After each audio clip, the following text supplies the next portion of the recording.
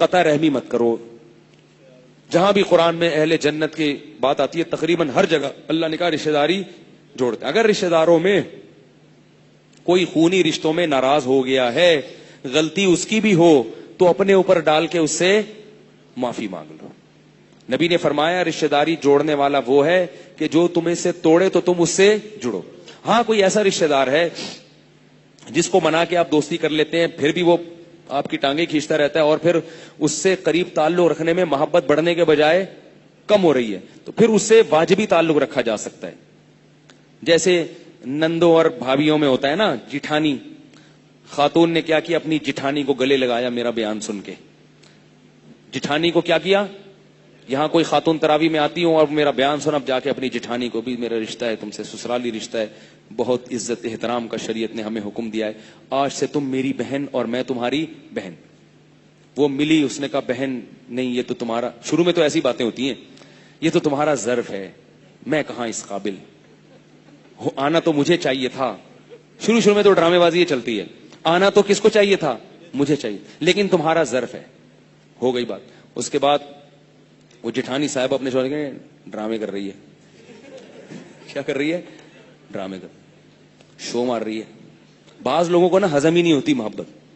کیا کر رہی ہے, شو مار رہی ہے. اتنی ہی اچھی ہے تو یہ کیوں نہیں کر لیا, پیسے کیوں نہیں دے دیے مجھے, ہے بھائی یہ کیوں نہیں کر لیا, وہ کیوں. اب آپ جتنا مرضی اس کو کوشش کر رہے ہیں, وہ ہر بات کا کیا لے کے جانا ہے, نیگیٹو.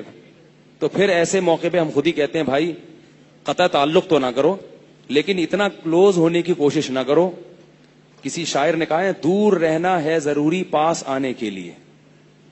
بعض دفعہ دل کو قریب کرنے کے لیے دور رہنا پڑتا. انگریزوں میں مجھے کسی نے بتایا کہ وہاں میاں بیوی میں جب زیادہ پھڈے ہو رہے ہو نا, تو وہاں عدالت ایک قانون یہ بناتی ہے, طلاق سے بچنے کے لیے انہوں نے قانون بنایا ہے کہ میاں بیوی یہ لکھ کے دے دیتے کہ ہم دونوں ساتھ نہیں رہ سکتے, تو عدالت کہتی ہے طلاق نہ لو, تم اس کمرے میں رہو اور میاں اس کمرے میں رہے.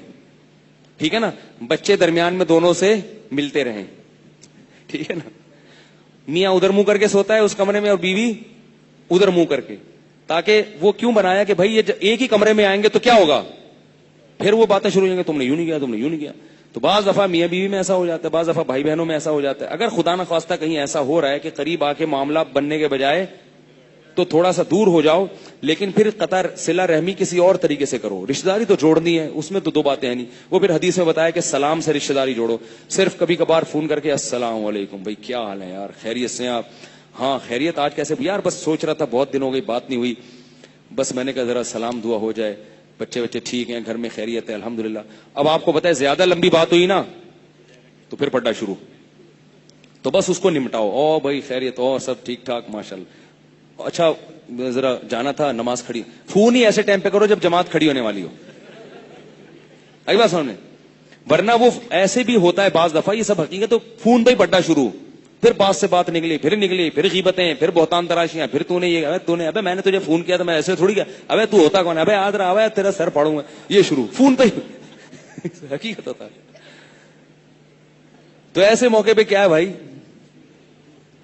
تو بھائی یہ سوچ کے کہ رشتہ داری ہے تو سلام دعا کی حد تک, کبھی کبھار کوئی ہدیہ بھیج دیا, گفٹ بھیج دیا, تو یہ سب چل سکتا ہے, سب کچھ ہو سکتا ہے بڑے آرام سے, زیادہ ٹینشن نہیں لیں.